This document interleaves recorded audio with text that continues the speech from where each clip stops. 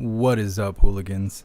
Please take a second to hit that like button. The more likes that we get in a short period of time, the more people the algorithm will bring into the chat to come and hang out with us and see what's going on. So please hit that like button. Let me know how you're doing, and happy freedom. So I realize that my titles are all messed up, and that's okay, because I'm going to change it and make it all better. Alright.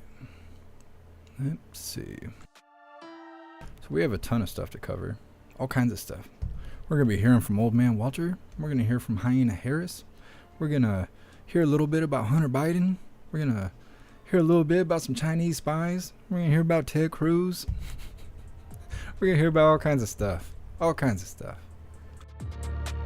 This is going to probably be like a 2-hour live. We're going to see how this goes. Either way, it's cool to hang out with some hooligans. I've been just melting my brain over on Twitter. I have nothing but lefties and shape-shifting predators coming for me on Twitter, making people mad. What's up, Armor? I'm actually going to make you a video right after this, because I went and picked up the package. Yeah, so it is what it is. If you don't follow me on Twitter, you should. I'm out here picking fights and spilling the truth all over the place. I can't help it. Can't help it. Making people mad. Real mad. Pretty much everything I say, it's good stuff. Either way, let me make sure everything's running and we will get started here. Cloud99, we forgive you. Yeah. I wrote that on Twitter, shape-shifting predators, third parties, and that stuff is lighting up right now. I'm hoping this stuff hits the trending chart. I doubt it, but we need to call them out because that's what they are. Either way, what's up, Anthony? What's up, Matthew? What's up, JB? What's up, Sly Dog? What's up, Manuel? What's up, Debacles? Happy Freedom, Jamie and Deborah. What's up, Johnny? We'll go with that. You got the longest name ever. You and, oh man, I can't think what it is now. Corrupt by, something by corrupt scumbags. You guys just going the extra mile on these names. What's up, Justin? What's up, Mike Drop? Is that bass knocking? I'll try to turn it down a little bit. My bad. What's up, D Money?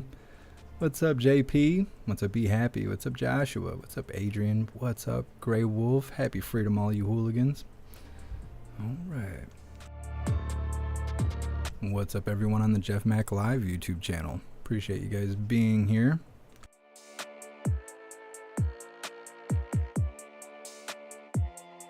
Thought we weren't on Twitch for a second. What's up, everyone on Twitch? Thank you so much, Mr. Beansy Beans, for gifting a sub over on Twitch. I appreciate you. Thank you. All right.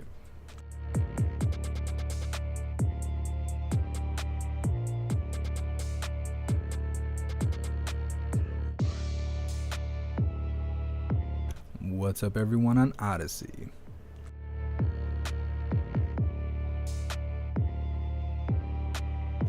What's up, everyone on Rumble?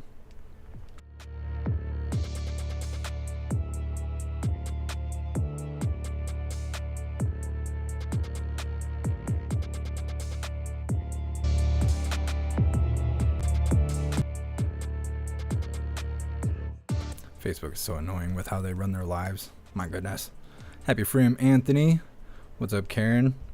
Happy Freedom, Donna Sparks. What's up, Dana? Appreciate you guys being here. All right, let's get her started. Let me read through the list here. So first, we're going to play a 17-minute long video of Old Man Walter giving his remarks at the National Prayer Breakfast. This happened earlier today. I had planned on covering it, but KJP just wanted to talk and talk and talk today and ran me out of time. So we're going to cover that. Then we're going to be covering the 30th anniversary of Family and Medical Leave Act. That's supposed to have Old Man Walter and Hyena Harris.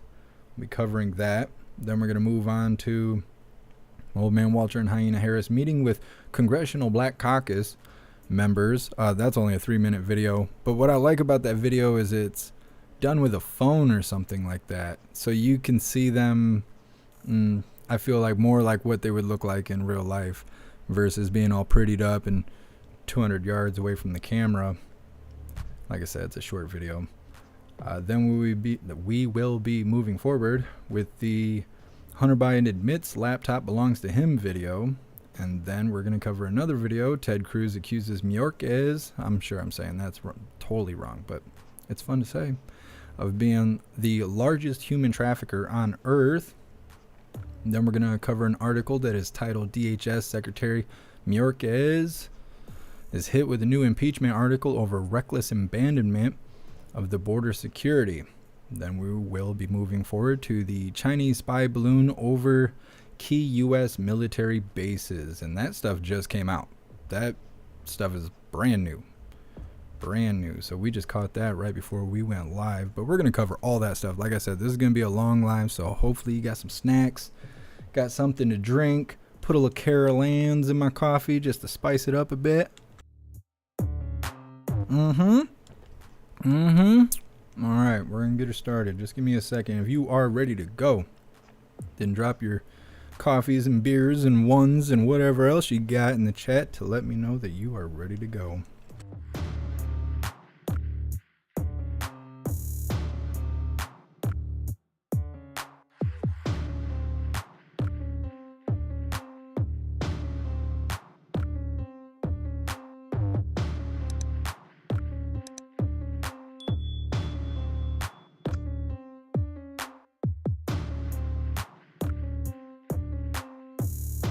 JB, the correct pronunciation is traitor scumbag. All right. Well, I tried.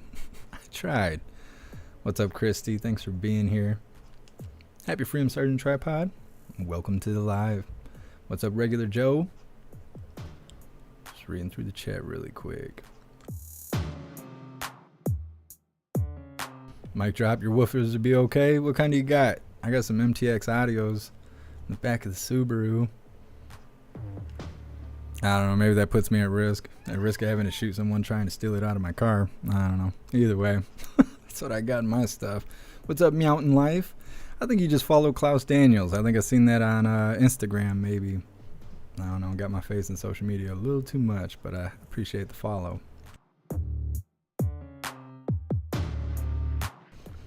Oh, Jeb, you're not by yourself. People will pass through. They will pass through. We just run the second channel, duplicating the views. We'll say that.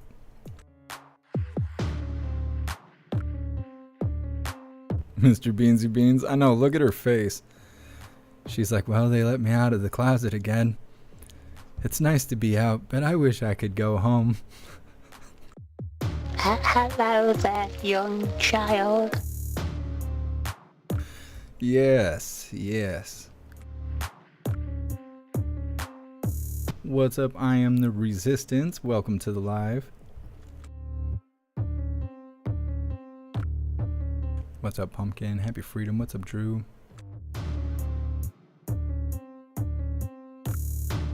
I think we're ready to go. Let's get it. Thank you, Tracy. Be thankful. Good way to end that. I'm thankful today that we have some very special guests joining us. Not guests, family members, I guess we would say, joining us.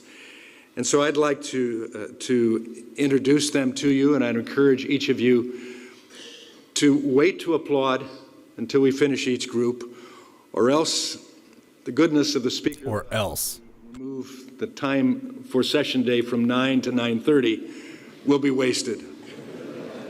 You can clap for that. The House meets every Thursday in the bipartisan prayer breakfast at 8 o'clock, and I've been privileged to be a co-chair of that. But in the Senate, they meet on Wednesdays, and they've met for many, many, many years, 80 years or more, as has the House. And so I want to welcome with us today the Senate bipartisan prayer breakfast co-chairs, Senator Kirsten Gillibrand and Senator Mike Rounds. Please stand and be recognized.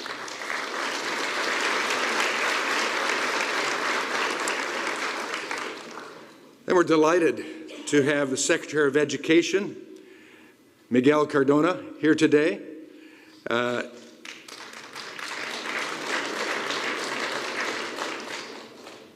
Ambassador Linda Thomas Greenfield. Please. And I'm told the Administrator of NASA, former Senator Bill Nelson, is here, but I'm not seeing. There you are. There you are. observing the principle of not going to the front seat, but waiting till you're called, right?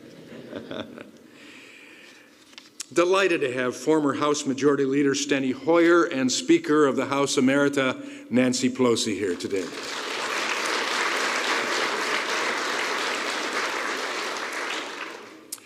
Then the House leadership is here. Delighted to have them join us today. House Minority Whip Catherine Clark, House Majority Whip Tom Emmer, House Minority Leader Hakeem Jeffries, House Majority Leader Representative Steve Scalise, an evidence that prayer works as well, and Speaker of the House Representative Kevin McCarthy. Please stand in the record.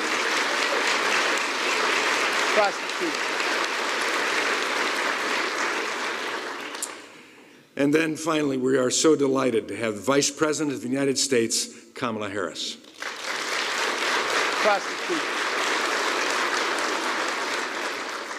Just walks away.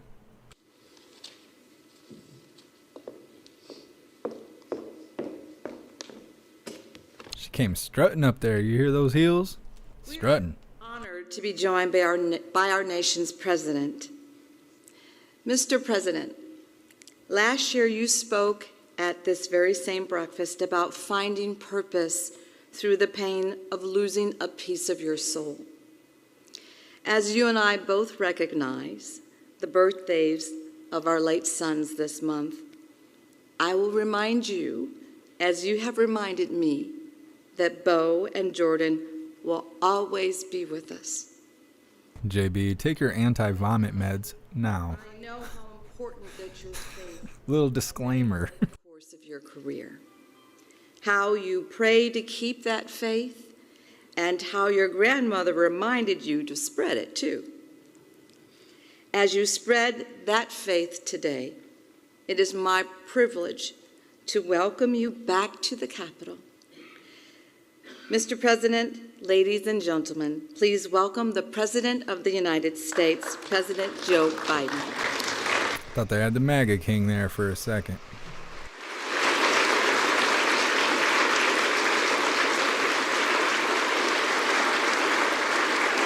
They didn't even play any music. They were like, just come on, get this over with. Well, thank you, Lucy, for that introduction. And I might add, as I said last year, for your courage. You know, like many of you in the audience, Lucy lost a piece of her soul. And it's, while the pain never fully leaves, you eventually find the purpose to carry on, and that's what you've done. You've done it magnificently. You're doing it with your service in the Congress, and we're a better nation because you've kept the faith. And by the way, the reference to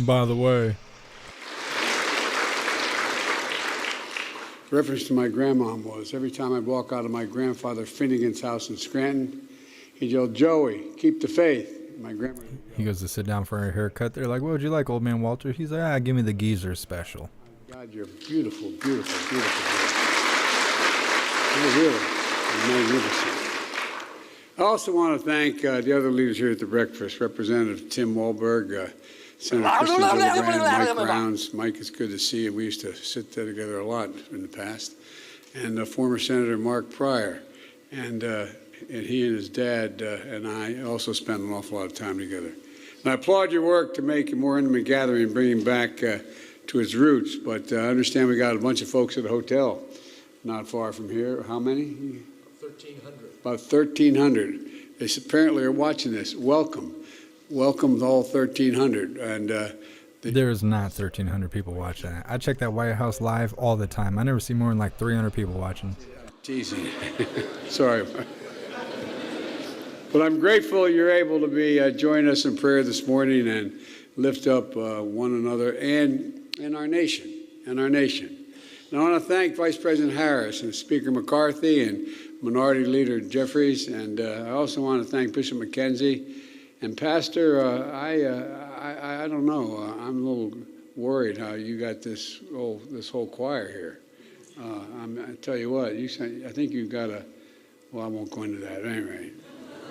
but the incredible, incredible Brooklyn Tabernacle singers, I tell you. St. Augustine of my church, the Catholic Church, would say that singing... Blaine says I almost sound like Elvis. I've never had anyone tell me that before. I don't know if that's a compliment or not, but it is humorous. Thank you. My father used to, when he was in high school, and he didn't go to college, but in his college years had a band.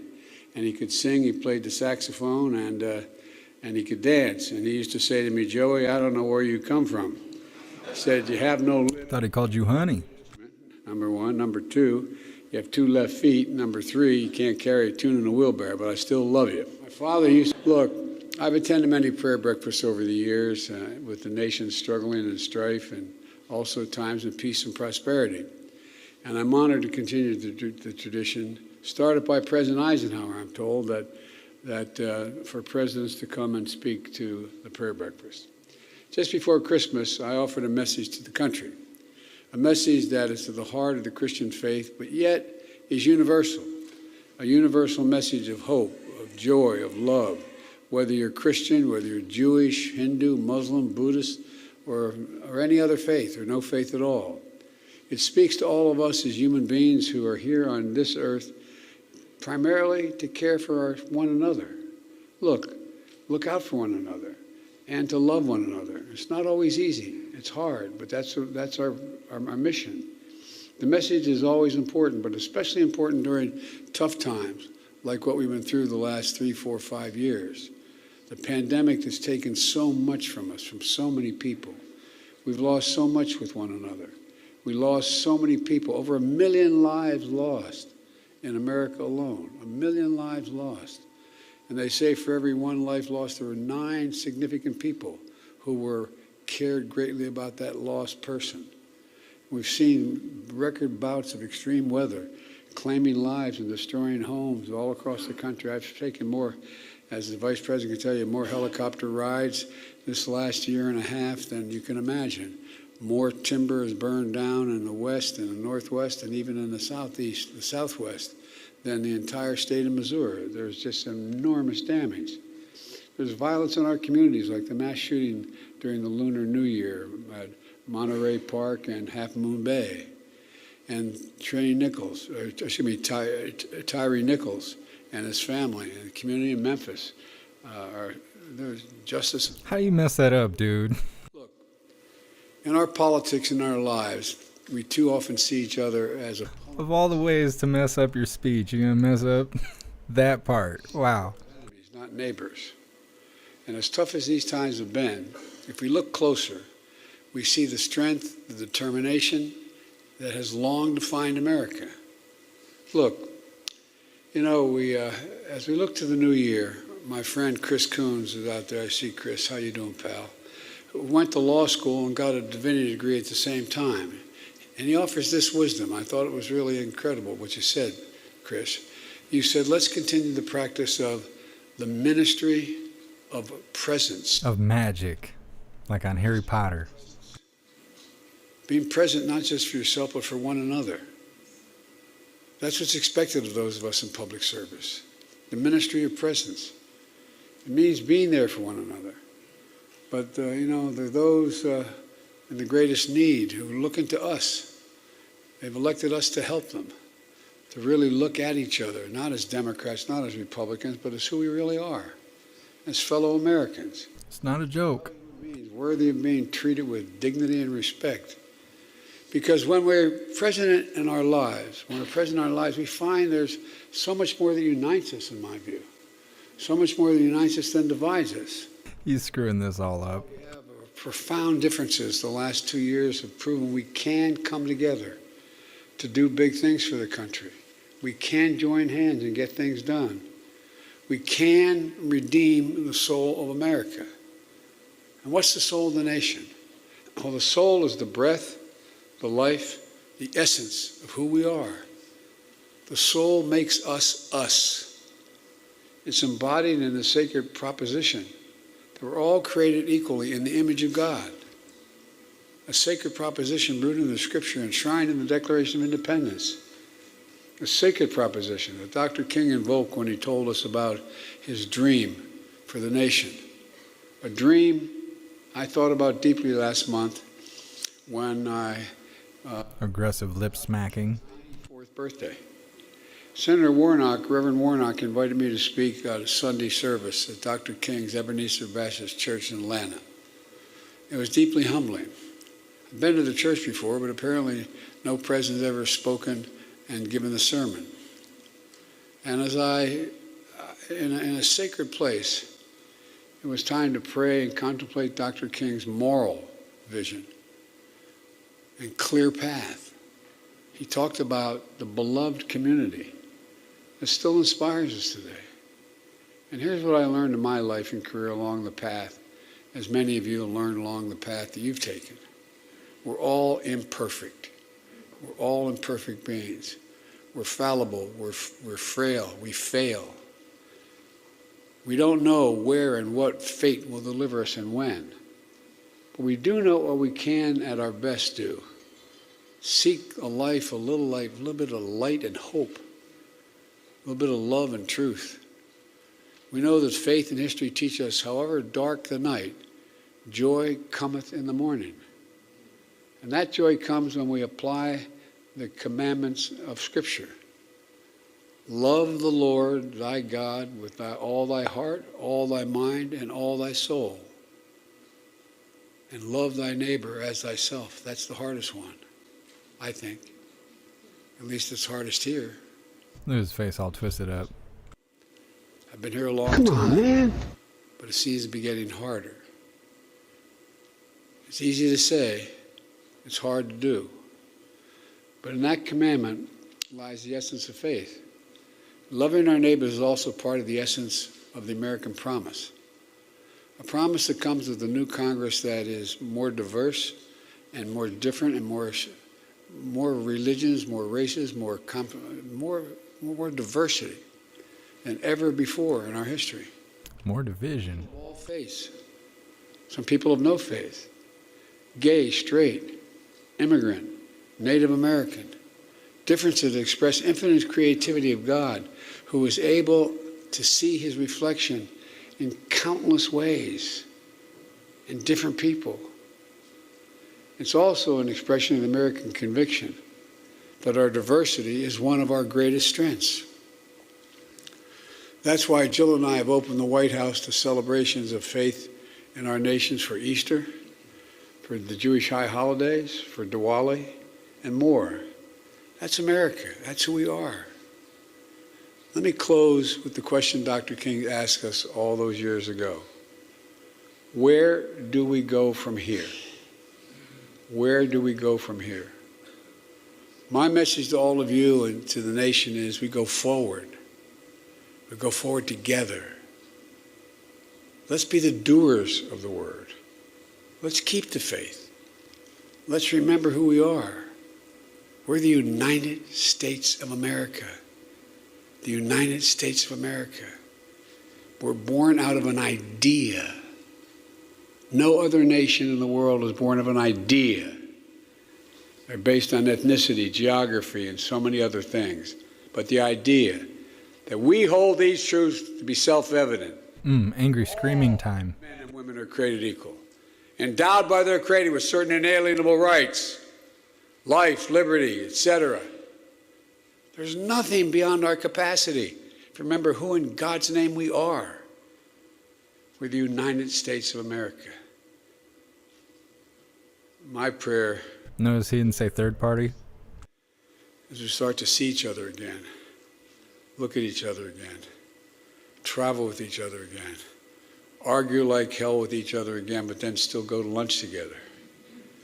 You know, one of the interesting things when I first got to the Senate, it was in the days when there were some very strong segregationists still in the Senate, from James O. Eastland, Mississippi, and Strom Thurmond, I go down the list. I used to watch Teddy Kennedy and James O. Eastland argue like hell on the floor. Then they go to the Senate dining room and sit down, they'd eat together. They'd eat together. I don't know how we do that anymore, but we have to. We have to start treating each other in ways different than we have, in my humble opinion. He's like, well, we pinned you guys all together, but we need to find a way to get along again. I know I don't look it, but I've done it for a few years. Prostitute. A lot of good folks, not so good folks, great folks, and a lot of folks better than me. Let's just That's a huge list. join hands again a little bit. Let's start treating each other with respect. That's what Kevin and I are going to do. Not a joke. We had a good meeting. Not a joke. I think we got to do it across the board. Doesn't mean we're going to agree and fight like hell, but let's treat each other with respect. God bless you all, and may God protect our troops.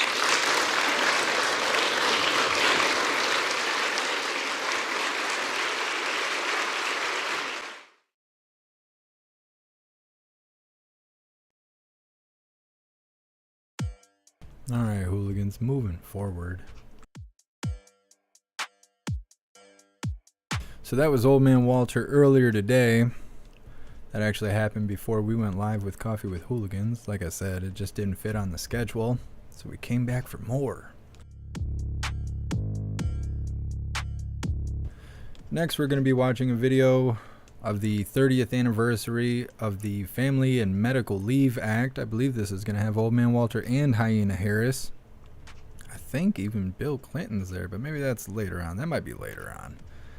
We'll know soon enough. So we're just going to keep it moving along because we have a lot to cover today. So I'm trying not to stretch it out too much. I mean, that's what I told her, but you know, it is what it is.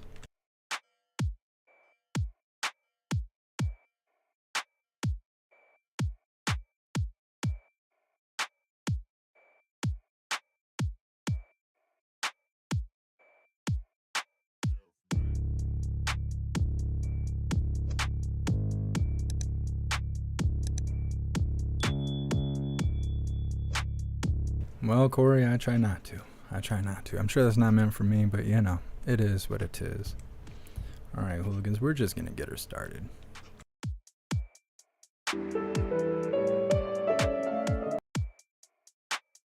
I'll let the fancy music go by.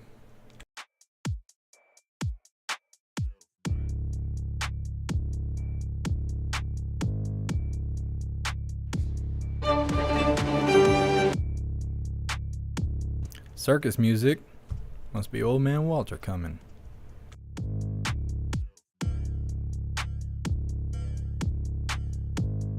Daryl, that's an interesting thought. I didn't even think of that.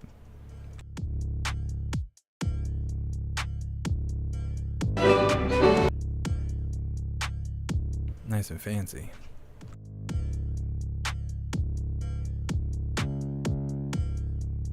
What's up, Space Baby? It's been a while. And welcome to the live. You guys crack me up in the chat. Look at this guy. It's been a while. Actually, I don't think we've ever had Bill Clinton on the screen.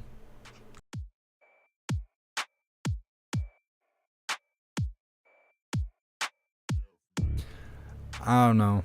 You know, I don't know a whole lot about politics other than whatever we cover here. But when I was younger and I heard what Bill Clinton did, I was like, well, I mean, if I was president, but yeah, that's probably not right. Please have a seat. Good afternoon. President Biden, What's up, Jim? Thanks for being here.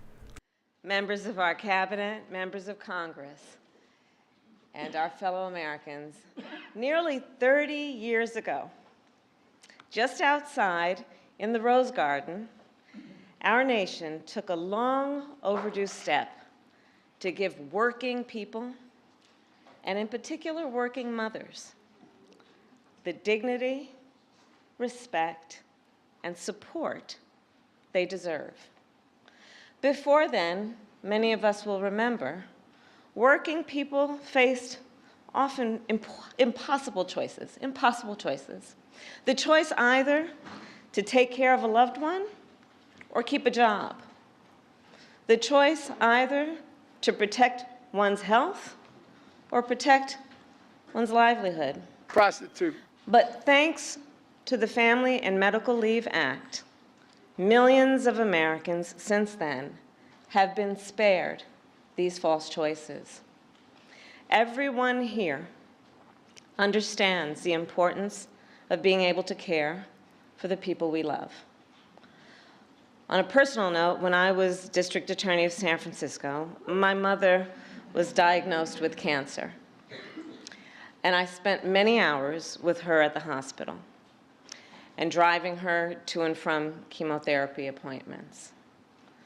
Fortunately, however, I had the type of job then where I could take the time I needed to be with my mother. But far too many Stripping at nights? And let us be clear, in America in the 21st century, every worker should be able to take She's trying to cover up that mess of a neck that she's got. or for the people they love.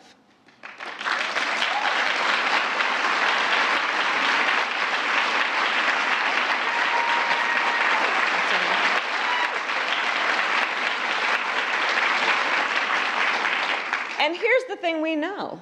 When they are able, our entire nation benefits. Consider, for example, women are 40% more likely to need family or medical leave because they are more likely to take on caregiving responsibilities. And studies have shown that when women receive the leave they need, they are more likely then to stay in the workforce, which means a stronger economy, raising wages for workers overall. Hein Harris, what's a woman? Raising profits for companies overall. It also means families are more secure and our entire nation is more prosperous. Over the past half century, the women's workforce participation has increased by 30%. That change alone has strengthened our economy by over $2 trillion. Just imagine. And there's still Just imagine. All those doll hairs. As we celebrate this important milestone this afternoon, let us continue to fight to build on the Family and Medical Leave Act so that every worker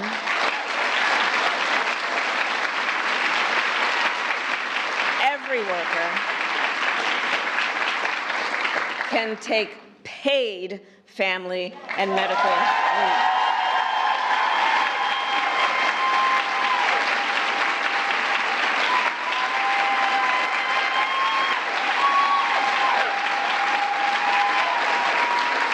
And now, it is my great honor to introduce a leader who had a vision 30 years ago that has benefited generations of American families.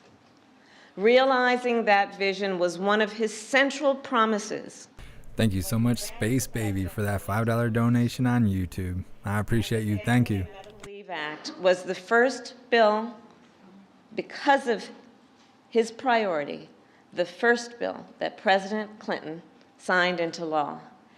And of course, it was possible thanks to another extraordinary leader. Look at Bill Clinton. He's like, nah, wouldn't hit that. Partner to the president, Hillary Clinton. And Did she just call Hillary Clinton a president? And the work of President Clinton and what he did to inspire his entire administration was the work that then went on to include an administration that created the child tax credit, which has lifted millions of children out of poverty, an administration that expanded the Head Start program,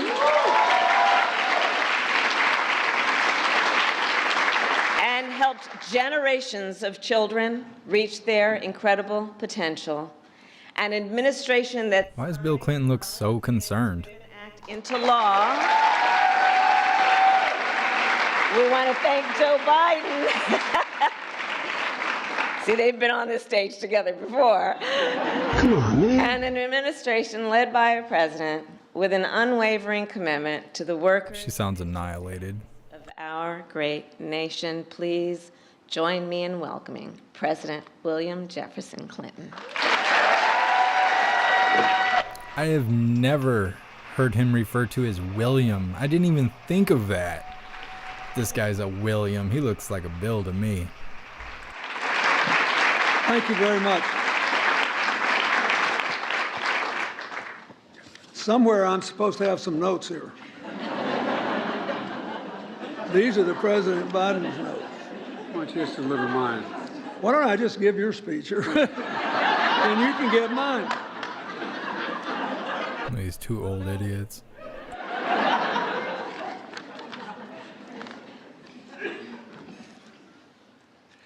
Thank you, Madam Vice President, for that introduction and for your kind remarks about the work we did. I'm very grateful to President Biden for many things, but I thank him for asking me back to the White House to celebrate 30 years of the Family and Medical Leave Act. And as you showed by your enthusiastic response to the Vice President's remarks, what the Family and Medical Leave Act should tell us about our common future.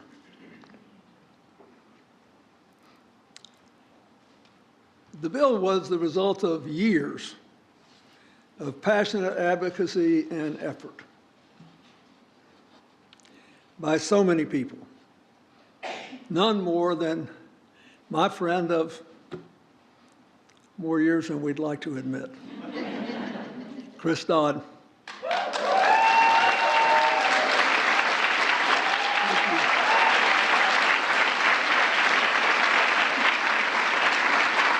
So before I started running for president, I was a governor, but I was very interested in this issue, and I kept noticing that Dodd introduces this bill every year.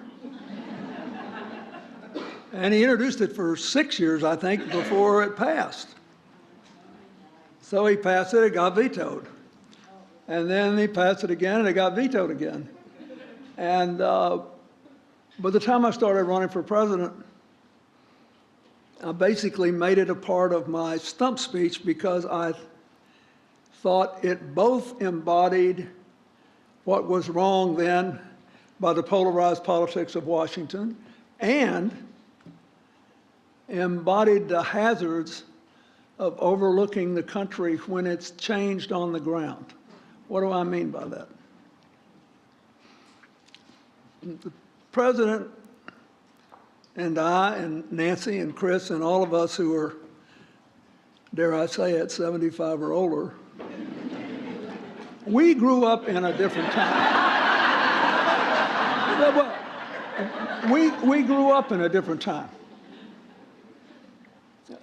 My mother always worked, and my grandmother did, but they were atypical.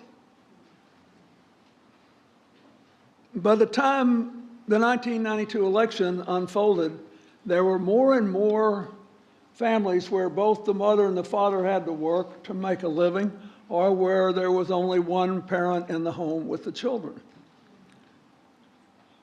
In a situation like that, both the society and its political leaders look utterly hypocritical if they say, oh, there's nothing more important than raising children. Well, how about a little help to do it? Well, we can't do that. And so the rest of us followed the lead of Senator Dodd and the others in the Senate, and there were Republicans too that were for it. That was a different time. There were more than 200 women's, children, labor, and faith organizations led by the National Partnership for Women and Families. There were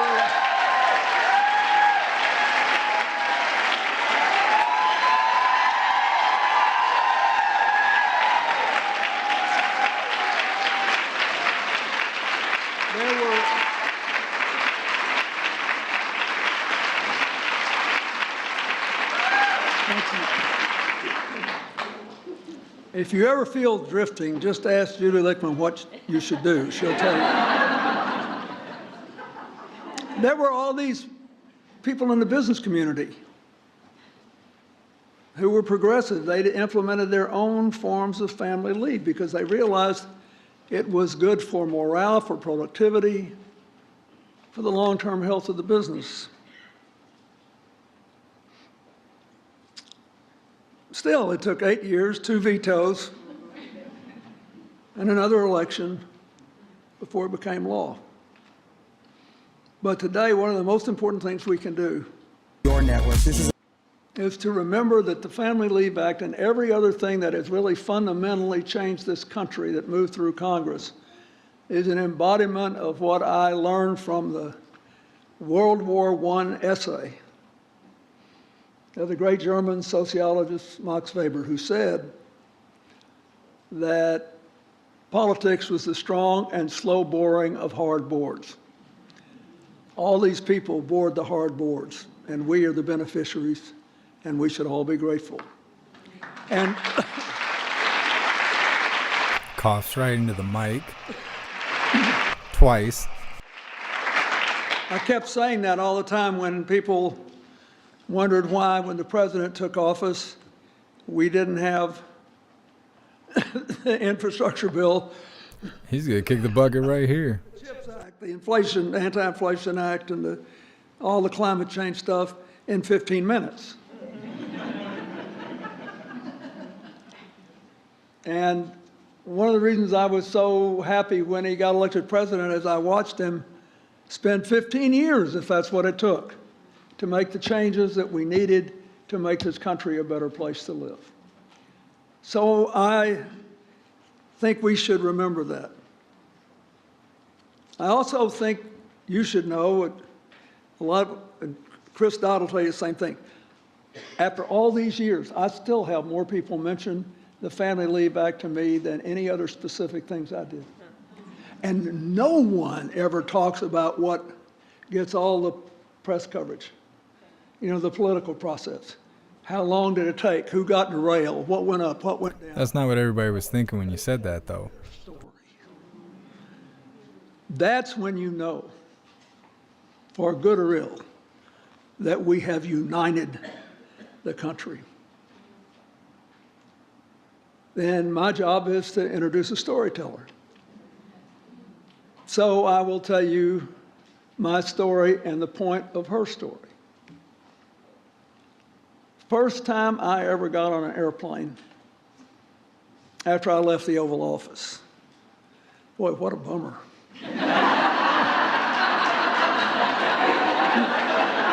Somebody said, when do you really know you're not president anymore? They don't play a song when you walk in a room. And you're back on commercial air travel. So I'm taking the shuttle from New York to Washington. And this really compelling flight attendant with a very intense stare looked at me and she said, "May I talk to you?" And I said, "Sure." She said, "You know, my husband loves you. He's a jazz musician and he teaches music in school. So he was always for you." She said, "But I really didn't care about you one way or the other until the Family Medical Leave Act." She said, I have a sister, and we had the misfortune that both our parents were dying at once, one with cancer, one with advanced Alzheimer's. There's no way we could support them with care except because of the Family and Medical Leave Act. And I just wanted to tell you this. She said, "I've heard all these politicians give speeches about family values." She said, "I know how your parents die is an important family value." It was breathtaking.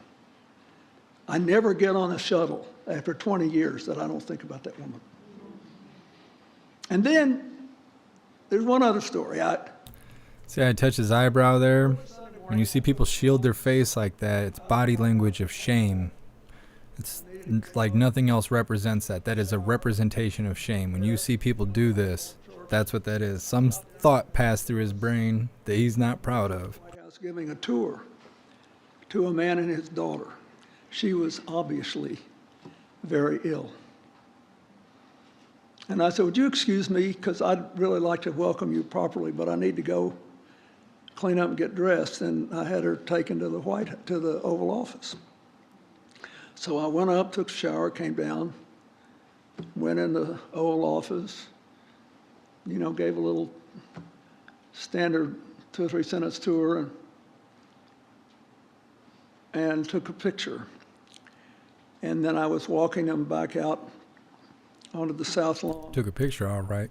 And when the daughter walked out with the guide, he grabbed me by the elbow, and I turned around. He had big tears in his eyes, and he said, you know, my little girl's not going to make it much longer. But he said, because of the Family and Medical Leave Act, these months I have spent with her are by far the most important time of my life. And he said, I am telling you this because I read all this stuff, I know what all the controversies are. He said, it is so easy for you up here to forget that what you do affects the lives of other people in ways you cannot imagine. Look at old man Walter's face. He just smelled what he's sitting in. What I would have done if I hadn't been able to share this time with my daughter. Now, we're here first to celebrate the fact that now about 400 million times in the last 30 years, Americans have taken advantage of the Family and Medical Leave Act. And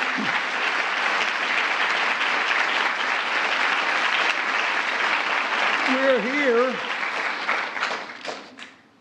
because in spite of that, and in spite of the 2020 study that the Department of Labor did, finding that 90 Miria. No, what we're watching is from earlier today. said that the Family and Medical Leave Act either didn't hurt or actually helped productivity, reduce turnover, and increase morale. There's still a lot of problems that cannot be solved without some form of paid leave. Miss Jamie, he's trying to remember where he's at. Yeah, always lost. We tried to at least get permission to use surplus unemployment insurance funds by state in the late 90s, and there was a lot of opposition to that. So people acted like, you know, once again the free enterprise system would collapse if we actually gave people a chance to take care of their sick relatives or be there when a baby was born or when there was some other terrible problem. So we need more stories, not process, stories. People need to understand that as great as this was, there's still a lot of people left out. This whole creeper. Today. So one of the stories you haven't heard is Natasha Jackson's, and she's a pretty good storyteller.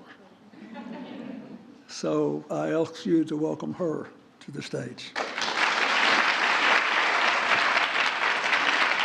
Look at everybody like, thank God. Get off the stage, you old fool.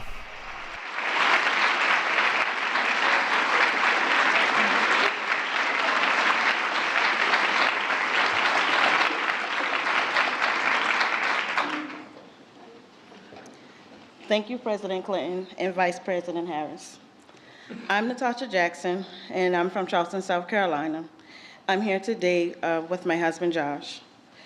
I'm honored to celebrate the 30th anniversary of the Family and Medical Leave Act, as well as recent wins, including the Pregnant Workers Fairness Act.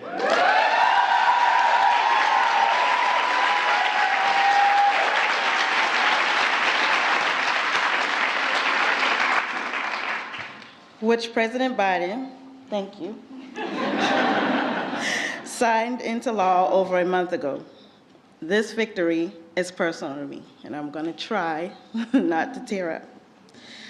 When I was 3 months pregnant and the only woman working at a local rental furniture company, I asked my employer to let me do less heavy lifting.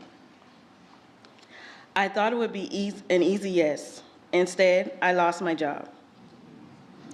I was our primary breadwinner at the time. We just made a down payment on a house, but without my income, we had to back out of all of it. We then ended up homeless and needing emergency public housing, all in a matter of months. With fellow moms, including Miranda Legros and Lindy Trissler, they're here today, and we shared our stories in support of the Pregnant Workers Fairness Act. So what happened to us would never happen to anyone else. I have 2 daughters, and I also have nieces, and I am so grateful that they and millions of workers won't have to choose between starting a family and keeping their jobs. And I am grateful that President Biden keeps fighting for us, for workers, for families, for our economic security, and for women like me.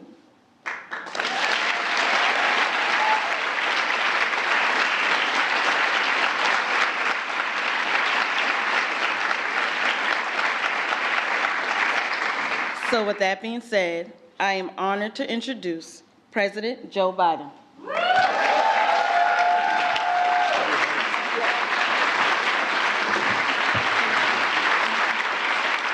You see him just inhale deeply. Come on, man.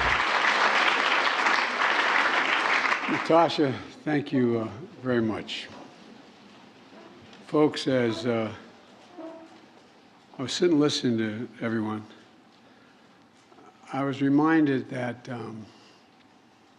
back during a very, very important hearing on the Judiciary Committee when I was chairman, we were working on a very difficult subject. I won't mention it was a justice that was very conservative, and we were working very hard to keep him from being on the bench. He was a decent man, but his philosophy was not.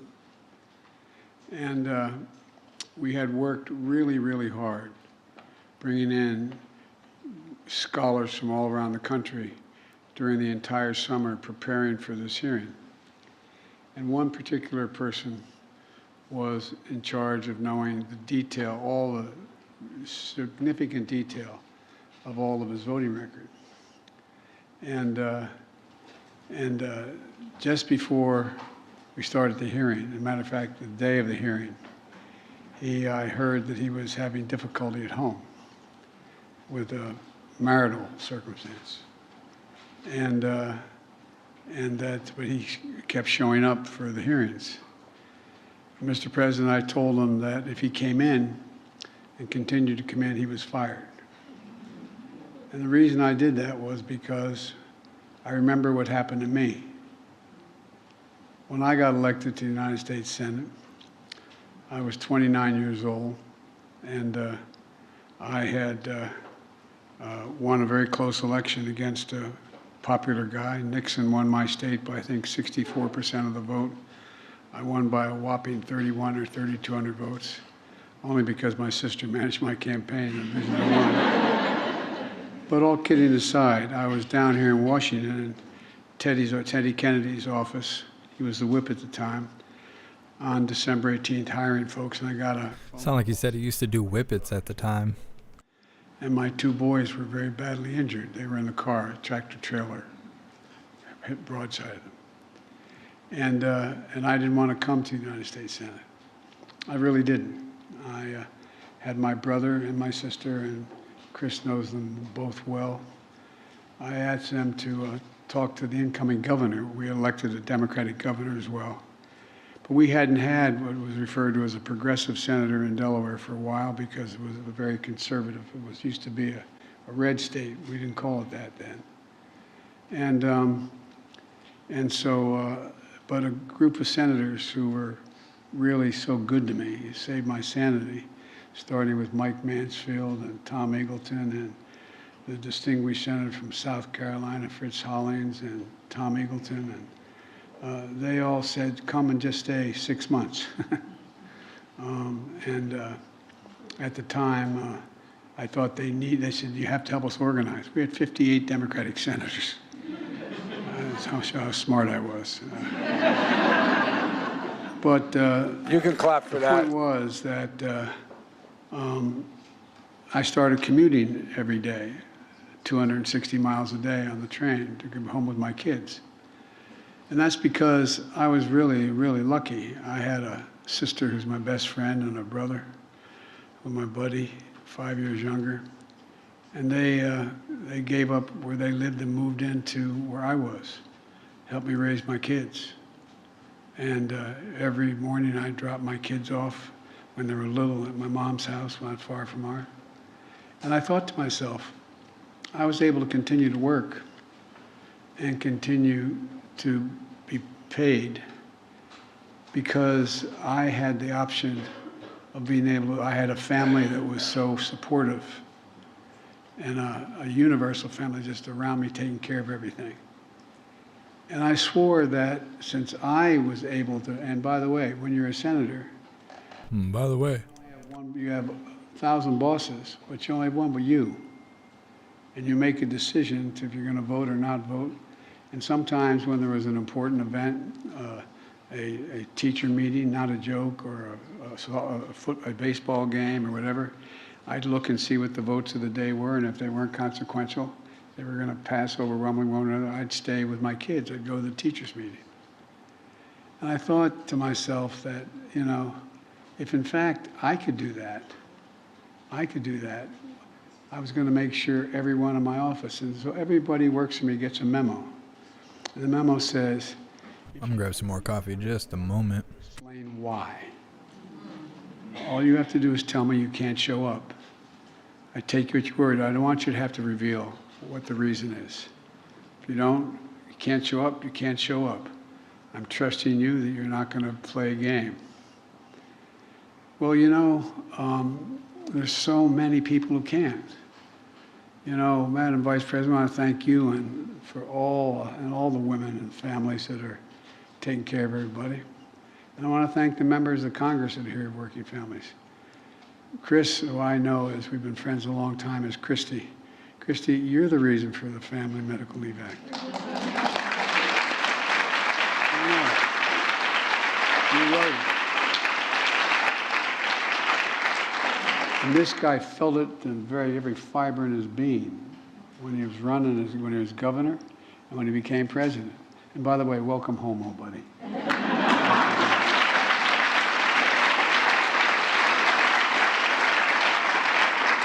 Bill Clinton's gonna cry.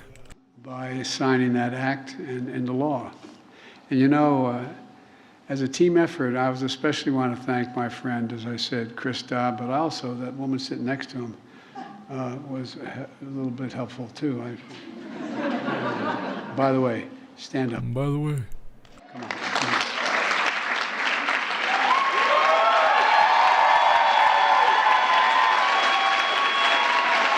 She just throw the power fist in the air? Okay.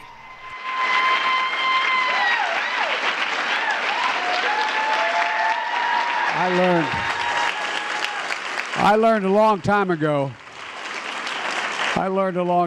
just say yes. Have you ever asked me everything I just said? Bill Clinton taught him that. I'm going to have to say it eventually. Please sit down. But all kidding aside. It's not a joke.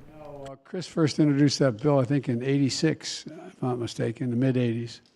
And working with Republicans. Chris and I still have this weird idea you can still work with Republicans. You negotiated a bipartisan compromise to get it done. And meanwhile, along came candidate Clinton, and he not only signed it, but he convinced people why it was such a good thing to do. How come Bill's grinding his teeth like that? He knew in the United States that America, chill out, Bill.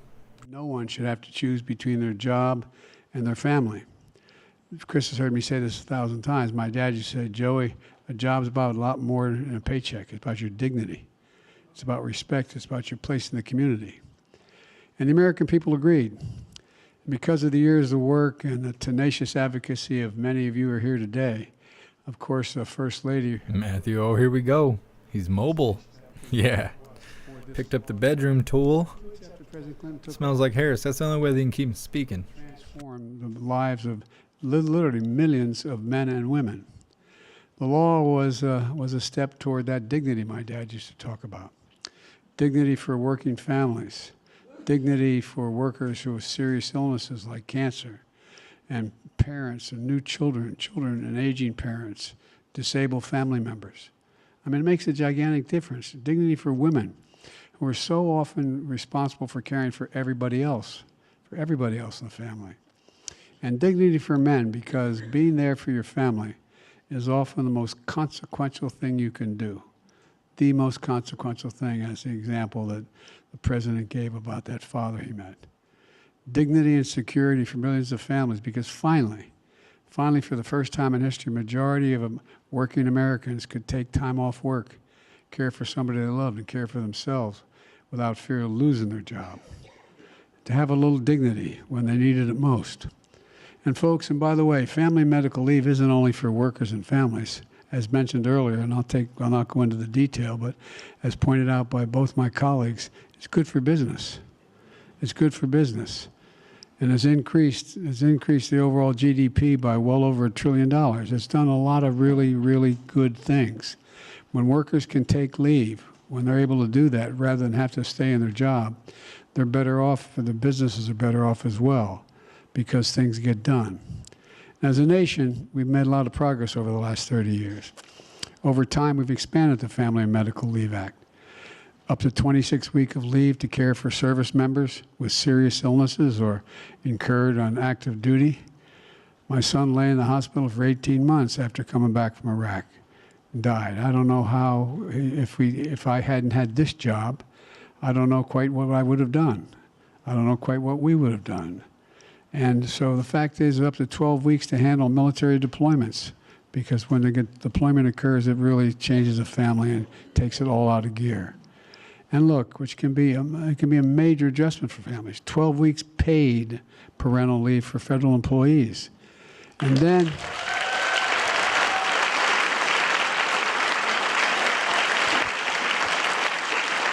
we strengthened protections against paid discrimination. We extended Medicaid coverage for new moms for a year postpartum. And I'm proud to say that under our administration, we've made additional progress. In December, as we mentioned earlier, we passed the Pregnant Workers Fairness Act.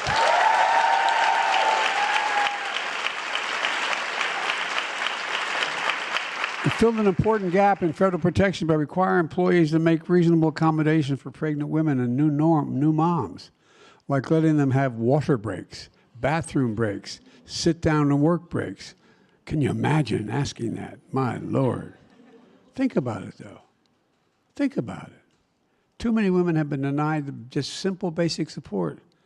Plus, this law gives new moms time off to recover after they've had a baby. That's considered a reasonable accommodation. Not even that long ago, they were saying pregnant people because pregnant women wasn't covering the board. Did they just retract all that or what? Don't get family leave through Family and Medical Leave Act. May now get parental leave. Words are hard. You know, when I ran for president, I promised to get this done, and we keep our promises. Look, I also signed a law that gives nearly 9 million nursing mothers the time for private space to pump at work. Now think about it.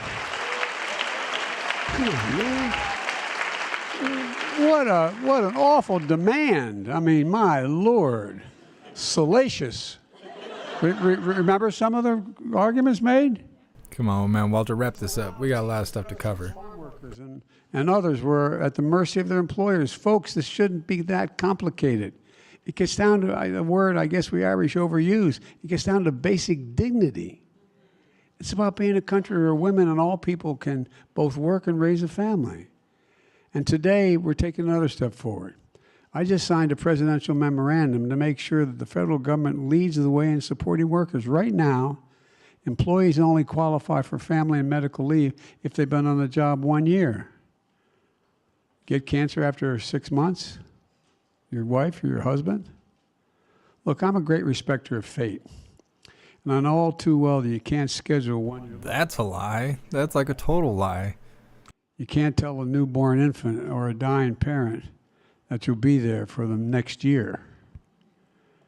And when serious illness strikes, you can't reschedule that either.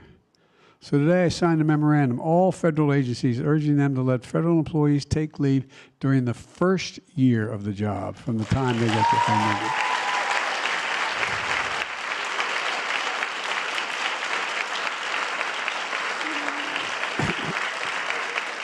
And I'm also directing the Office of Personnel Management to develop recommendations to help federal employees take leave when they need to find safety from domestic violence, dating violence, or stalking, so-called safe leave. Come on, man.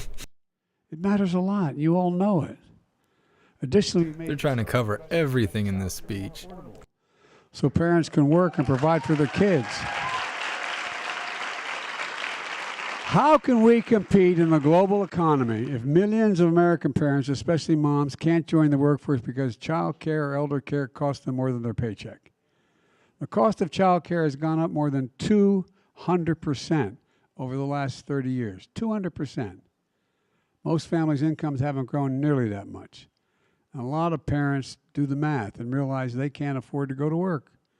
The first major piece of legislation I signed, the American Rescue Plan, provided historic tax relief to millions of families to help cover children's costs through the largest increase in history of the child tax credit and the dependent. Harris looks like she ain't got no neck. She's looking mighty frumpy. You'll see in this next video.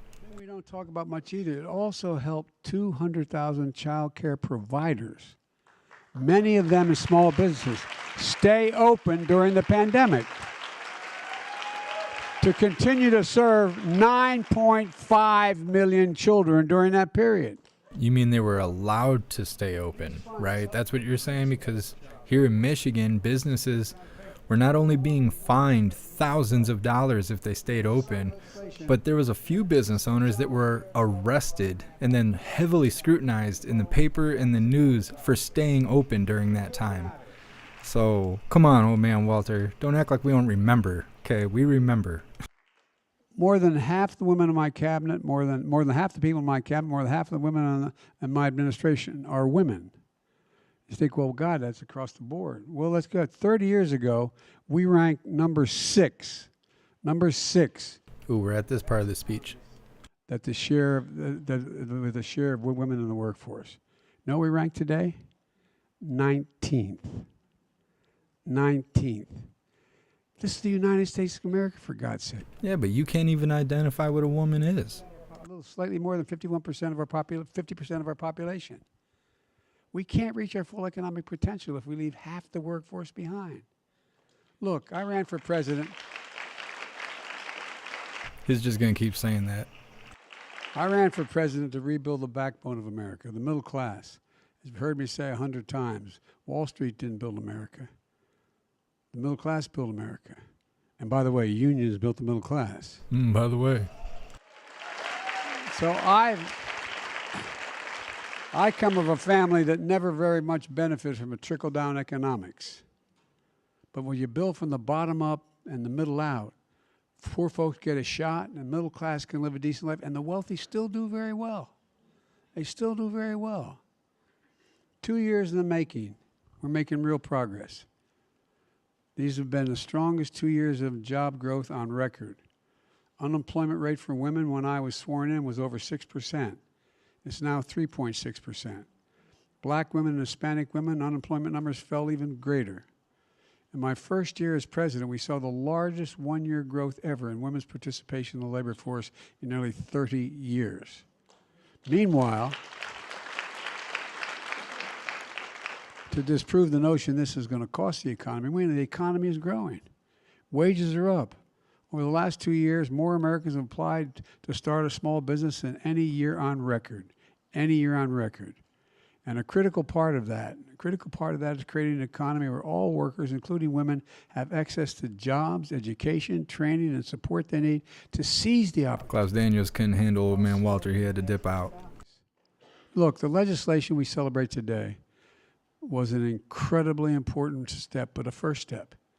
In the United States, still one of our only countries in the world that doesn't guarantee paid leave. One of the only countries in the world that doesn't. Look, as a result, 94%. You trying to make us believe that? Of our lowest wage workers, mostly women and workers of color, have no paid family leave at all, 94%. Meaning you can only take time to care for your loved one if you can afford to give up your salary. I remain committed. Chances are, if they're the lowest paid workers, they're not being paid salary. They're probably washing dishes at McDonald's. Like, come on, man.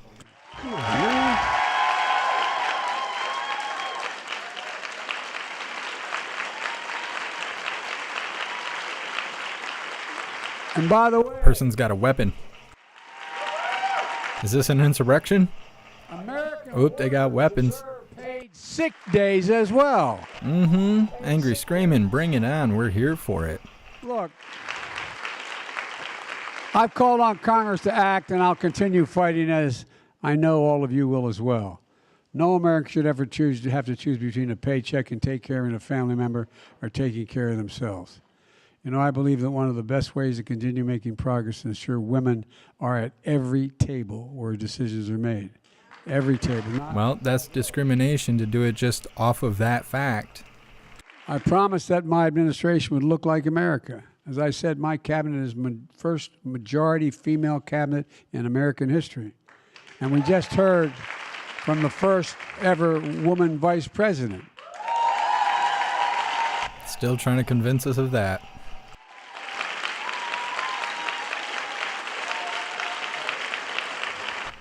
Look at Clinton.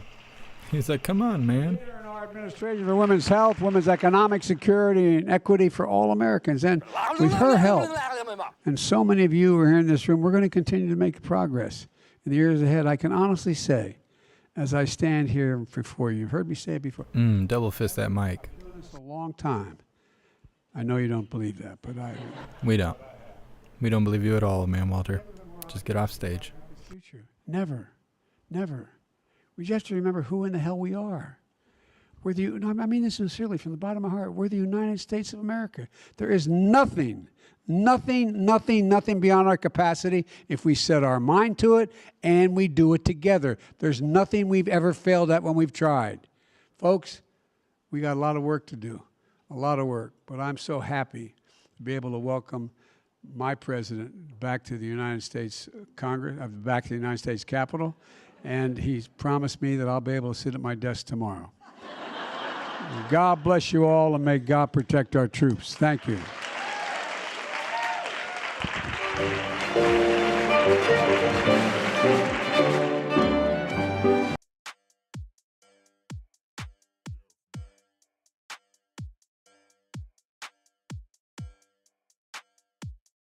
Bunch of creepy weirdos. All right, moving forward.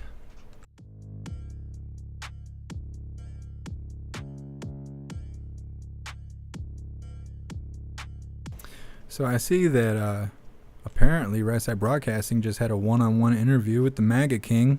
Of course, I can't show that on YouTube because I don't have Right Side Broadcasting money to hire an attorney to fight YouTube, you know, for me. And I mean, I've already caught like 13 strikes for you guys. I almost lost everything that last time, so I can't show that stuff on YouTube. But maybe when we're done with this watch party, we'll cover that 20-25 minute interview that it turned out to be on all the free speech platforms. If that interests you, you should definitely make an account on Odyssey, Rumble, or go to jeffmaclive.com if you would like to watch all of the good stuff that we can't show on YouTube. Either way, that'll be later on because we still got more to cover. So next we're going to show a short video. I promise it's short. I know you guys are totally tired of Old Man Walter and Hyena Harris. This is a 3-minute video of both those idiots meeting with the Congressional Black Caucus members, and I think it's really interesting because I swear this is recorded with a phone. It gives you like a realistic view of what these idiots look like. they're not, like I said earlier, they're not standing 20 feet from the camera. They're like right there. And so you're going to be able to see all the rolls in Hyena Harris's neck. Self-censoring is hard. I'm being oppressed by YouTube. I need reparations anyways. So we're going to move forward with that. I'll read through the chat for a second as well.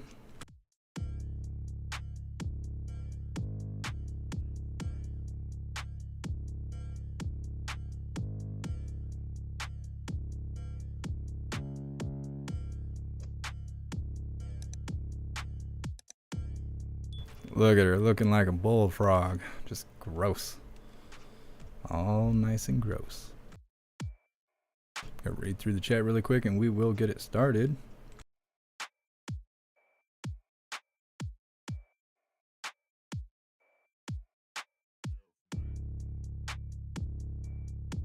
Adam, she's got gills. I don't know. It's the DNA storage bank. I don't know.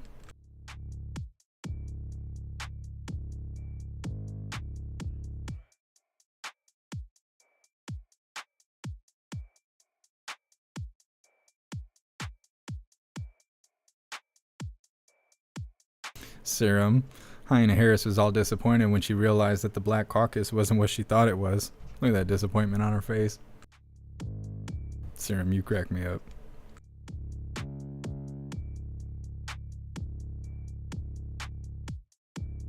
Yes, Anna, I can see you.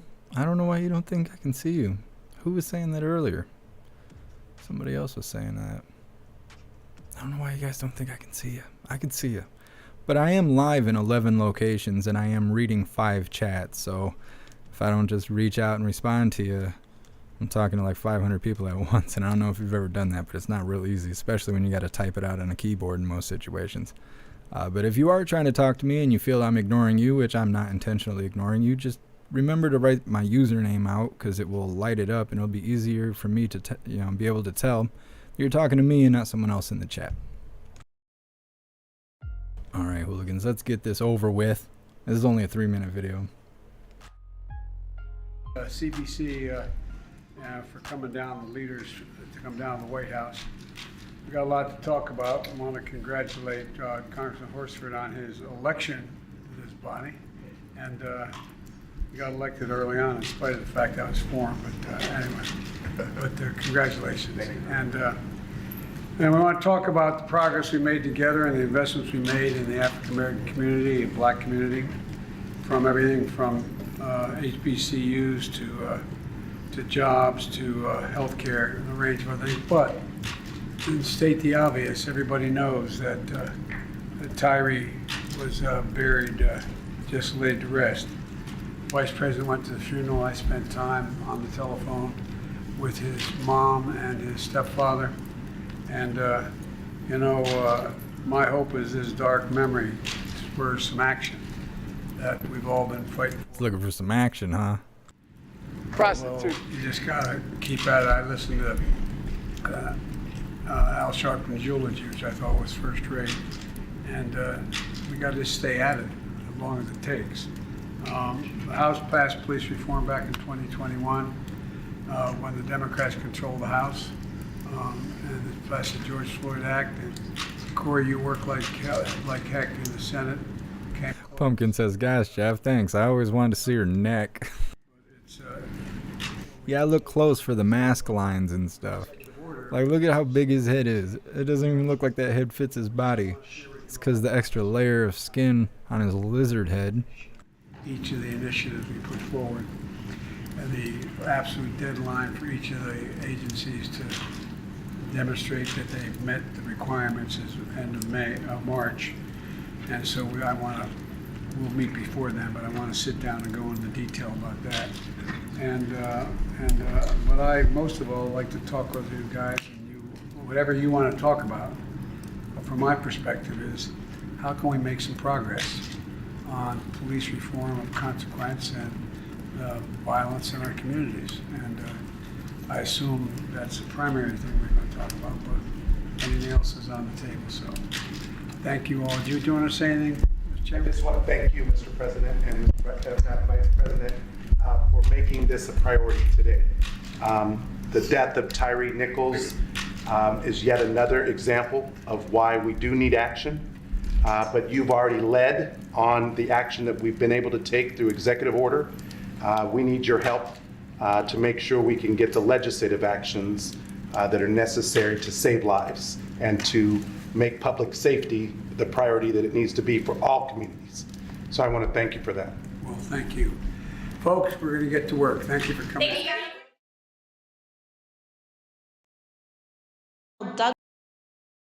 I told you guys it'd be short. It'd be short.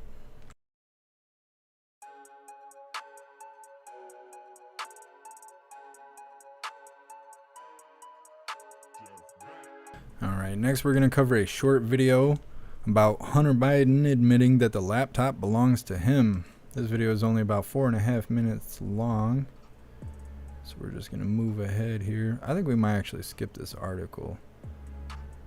Let me see. Because we're going to cover a video that kind of touches on what the article's about. Talking about DHS Secretary Mayorkas hit the new impeachment article of a reckless abandonment of border security. But we're going to watch a short video. It's going to be kind of talking about the same thing, and it's going to be Ted Cruz talking about it. So I don't know if we really need to cover the article at this point because we have so much stuff to show. But yeah, we're going to move forward with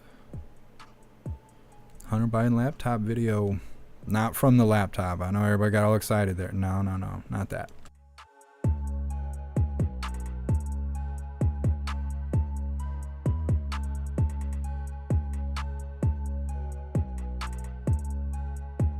Andy McCarthy.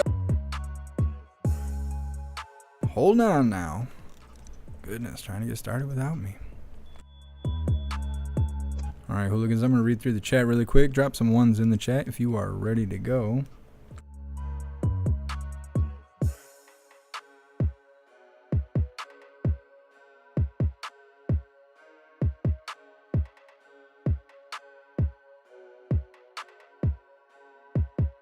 Sly Dog, let's do a cognitive test. There's no way he would pass that. Supposedly he's getting a physical in June or something. I'm sure they'll slide something in there during that. They'll be like, oh no, he passed with flying colors. They told him to do a backflip and he did. So that means he's good to go. You already know. Alright, I'm seeing some ones in the chat. Let's get her started, hooligans. Picks up where he left off yesterday. Happy Freedom Tab and Blue. Today, here's what you write. The FBI finally searches Biden's Rehoboth Beach home. What took so long is the question you asked. I want you to answer that, but I also want to point out that yesterday was the first day on the job for the new special counsel, Robert Hur.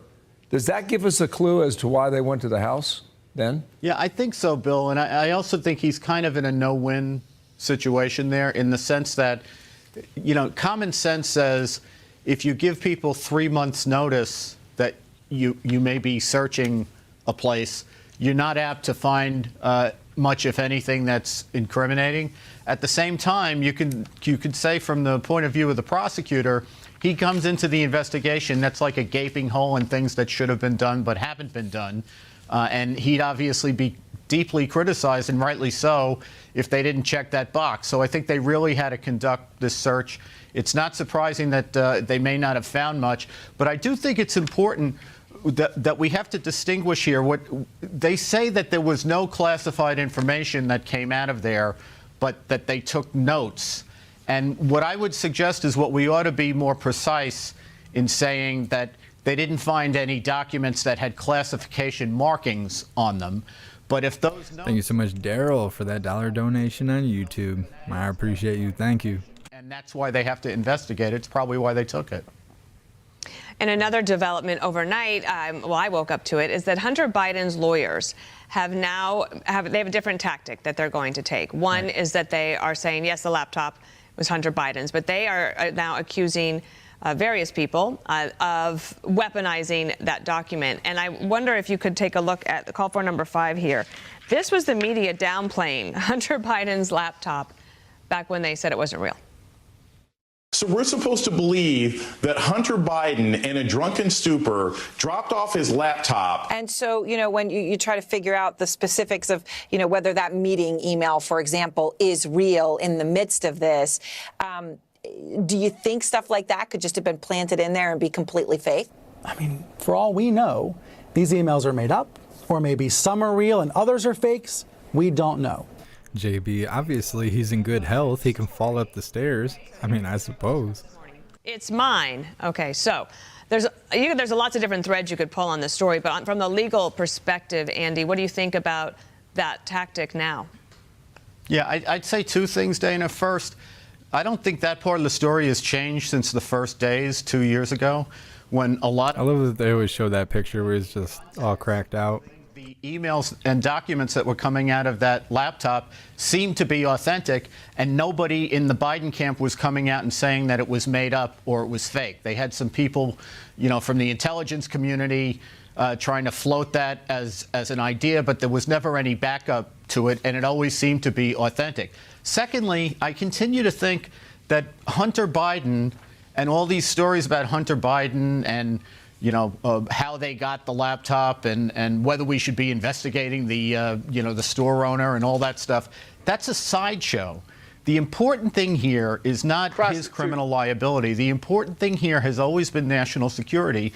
And the question is, why is it that's an even better picture and corrupt regimes, when Barack Obama as president put Joe Biden in a point man role for American foreign policy as to those regimes, that people around those regimes suddenly thought that it was expedient and in their interest to pay millions of dollars to Hunter Biden and to the Biden family? That's the issue. What did they think they were buying?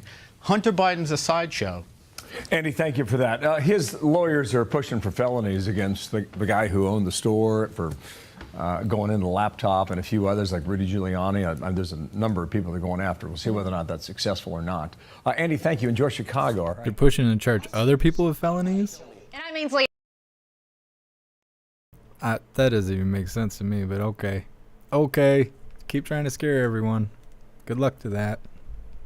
Stupid. I told you guys it'd be short. So this next video is Ted Cruz accuses Mayorkas of being the largest human trafficker on Earth. Of course, this has to do with the border and stuff like that. It's only a 4-minute video. Let's get her started.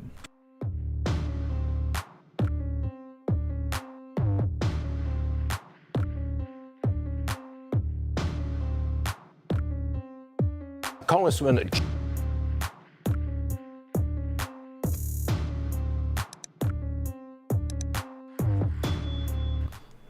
Hooligans, we're just gonna move right along here. Jim Jordan accuses the administration of intentionally causing the migrant crisis at the border. Senator Ted Cruz, Republican from the border state, Texas, joins me now. I've been saying that for a couple weeks now. Do you agree with Congressman Jordan that this is maybe even longer? I think it's indisputable. If you look at what this administration has done, it takes a series of steps that have deliberately caused this border crisis. We're now looking at more than 5.4 million illegal immigrants have crossed the border under Joe Biden. It's the worst illegal immigration in the history of our nation. Just last month, in December, we had the highest rate of illegal immigration that has ever been recorded in a single month in the history of our country. And the Biden administration wants this. They intend this. In fact, if you look at the job Alejandro Mayorkas is doing as Secretary of Homeland Security, I believe the House of Representatives is going to impeach Mayorkas, and I think they should impeach him. And the reason is he's not just derelict in his duty. He's not just refusing to follow federal law. He's doing that, but it's even worse. He is actively flouting federal law and instructing his political appointees not only not to secure the border, not only not to deport people as federal law requires when they cross here illegally, but instead to facilitate and to speed up the process of their coming here illegally. He's focused on, let's process them more quickly, let's pick them up at the border, let's put them on a plane, let's put them on the bus, and send them to every city in America. And Alejandro Mayorkas is right now literally the largest human trafficker on the face of the earth. 5.4 million people, and he is the last mile in the human trafficking network that is crazy sauce. That article I was going to read mentions 251,000 illegals crossed the border just in December. problem worse. Well, Democrat Congressman Jerry Nadler, he says the GOP is racist for focusing on the surge at the border. You want to respond to that, Senator? Well, sure. You know, Nadler is welcome to come down to Texas. I'm from Texas. I spend a lot of time on the southern border. I'll tell you, anyone who sees it firsthand, you know what's racist? What's racist is the Democrats not giving a damn about a bunch of children being sexually molested and physically abused by traffickers. I've seen the little girls who were assaulted by these traffickers. I've seen the little boys who were assaulted. I've seen the women. Terrible. By these traffickers, and the Democrats don't give a damn, and many of them are Hispanic. My dad was an immigrant from Cuba. Jerry Nadler and Joe Biden and the other Democrats don't give a damn about these Hispanic immigrants being left to die on Texas farms and ranches in the sun and the heat. Interesting. I see his little earpiece thing he's got going on. In a tractor trailer outside of San Antonio, and the Democrats don't give a damn, and they're willing to let it happen tomorrow and the next day and the next day. I'm tired of the cheap accusations of racism from the Democrats when they're the ones that are turning a racist blind eye to the people who are dying. And you know what they're also turning a blind eye to? The over 100,000 deaths from overdoses, Chinese fentanyl flooding across the border. Again, the Democrats call them out. And it's time that they actually secure the border. And I'll tell you, you go to South Texas, which is overwhelmingly Hispanic, and everyone agrees this is a crisis, and it's a crisis the Democrats have caused. Mr. Senator, great to have you back on the show. Good stuff. Thank you, Stuart. Yes, sir. See you.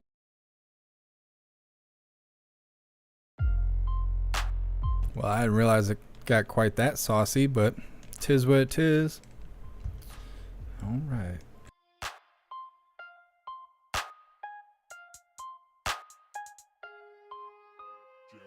Leon, I like Ted Cruz. I liked Ted Cruz until the convoy and them had him show up, and then he said a lot of great things, and then nothing even happened. Like, nothing happened at all. Took some pictures together.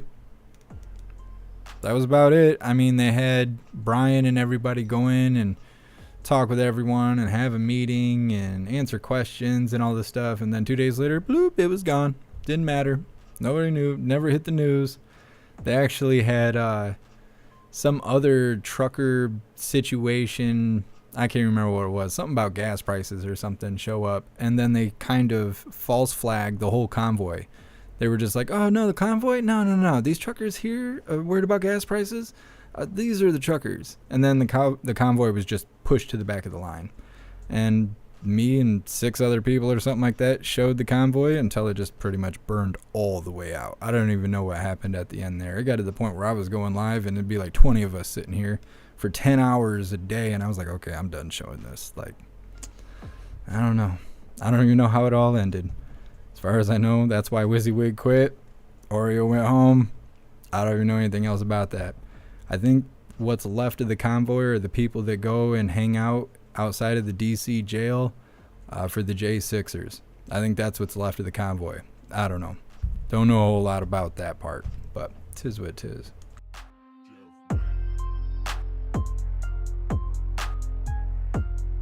We're not going to cover this article because it pretty much just reiterates everything Ted Cruz just talked about, but I will put it in the description if you guys want to read on it. It gives a little bit more details of quite how bad the crisis is at the border. It also talks about the impeachment of Mayorkas, or, you know, the however it needs to be said, the implementation to start the process, and all those details. So that will be in the description after we're no longer live. So we're going to be wrapping this up here with this last video about the Chinese spy balloon over the key U.S. military bases. This video is 5 minutes long and it just came out right before we went live. Technically, this is breaking news, so we're going to just go ahead and get right into this.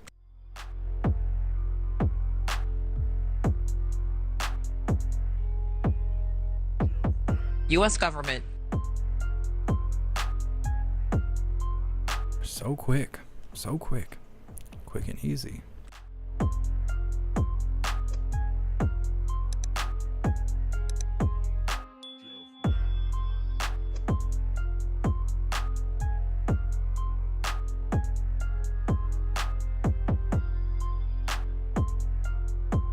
Alright, hooligans.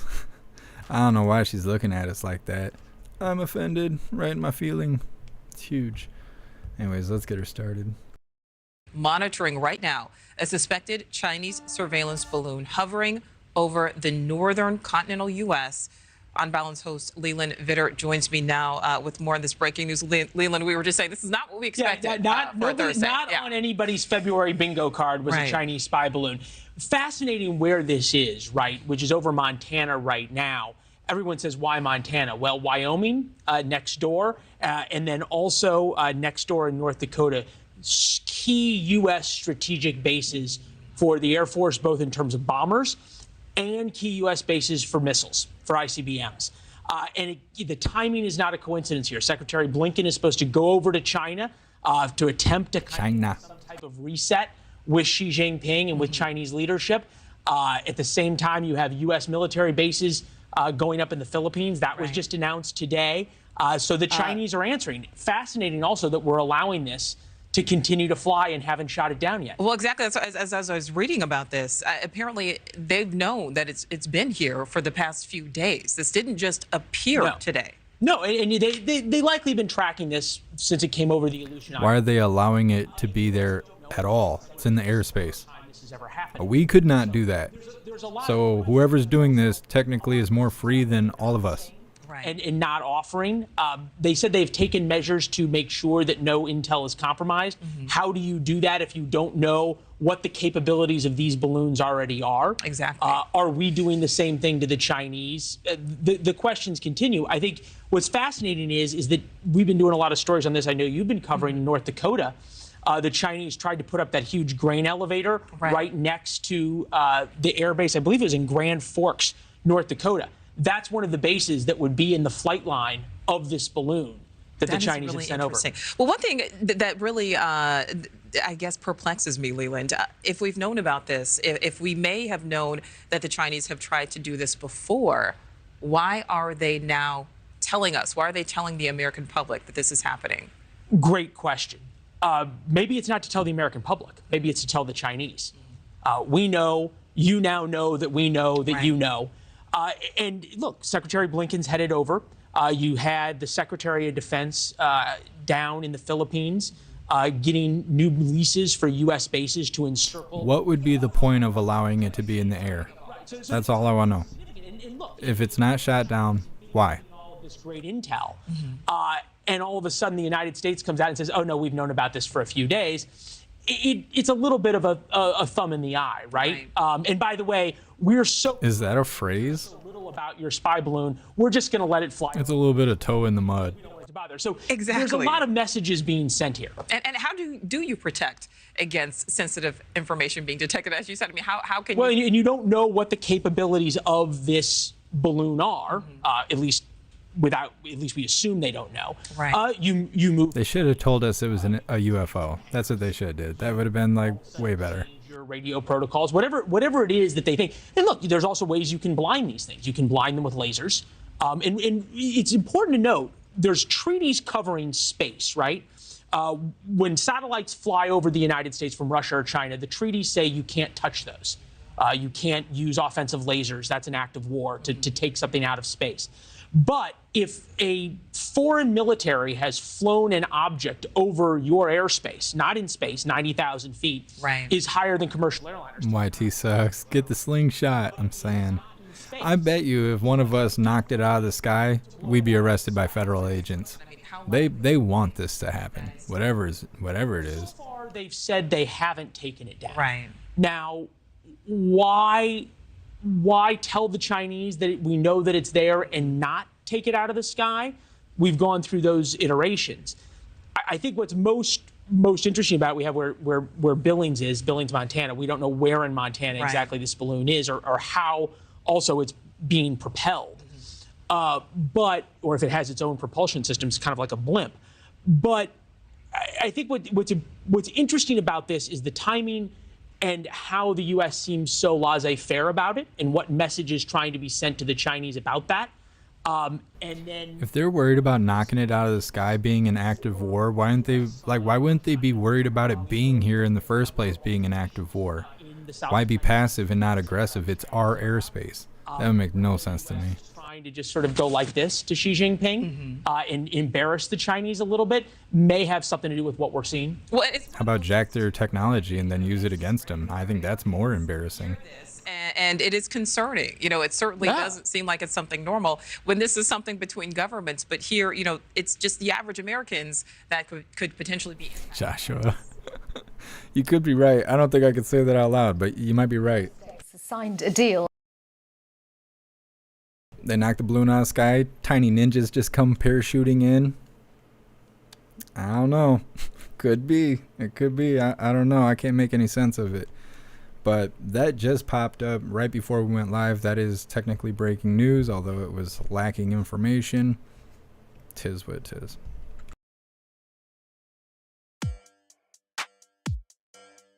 All right, hooligans. Well, that's that.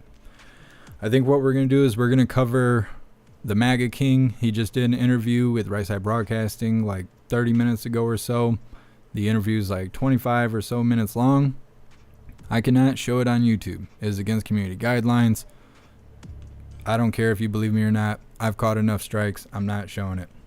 I've also provided places where you can watch it where they don't hate free speech. You can go to Odyssey, you can go to Rumble, and you can go to jeffmaclive.com where you're going to be able to watch it in just a few minutes. We're going to wrap this up, shut it down, and then we're going to go live on all the free speech platforms, and we're going to cover the MAGA King. So if you want to be a part of that, definitely go over to Rumble, Odyssey, or jeffmaclive.com and wait for the signal, the bat signal. Or join Gilded. That way you'll be notified when we go live. We're going to do the spiel, we're going to do the pledge, and then we're going to wrap this up. You beautiful hooligans.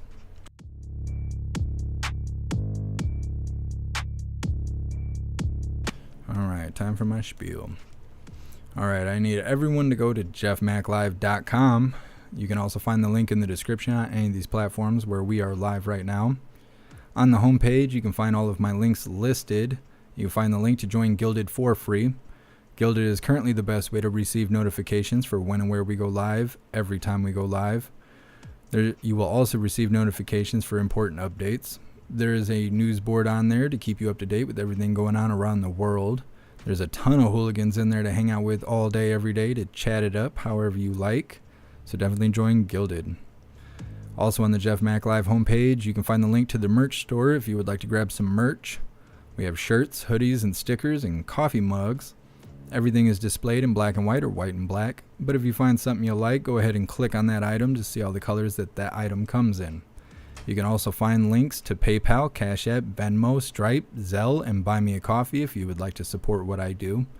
There's also a link on the Amazon for the Amazon wish list if you would like to send me stuff. It's really easy to use. Anything you purchase directly from the wish list will be sent straight to me without having to come retrieve an address or any information like that. It's really simple.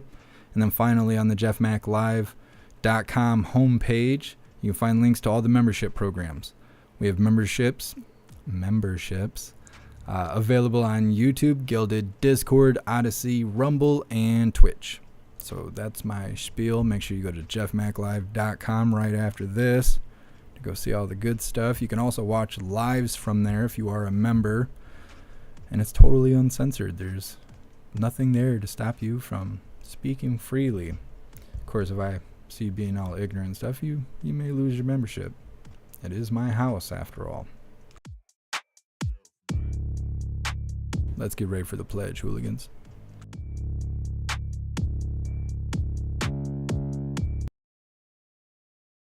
All right, hooligans, please join me for the Pledge of Allegiance. I pledge allegiance to the flag of the United States of America and to the republic for which it stands, one nation, under God, indivisible, with liberty and justice for all.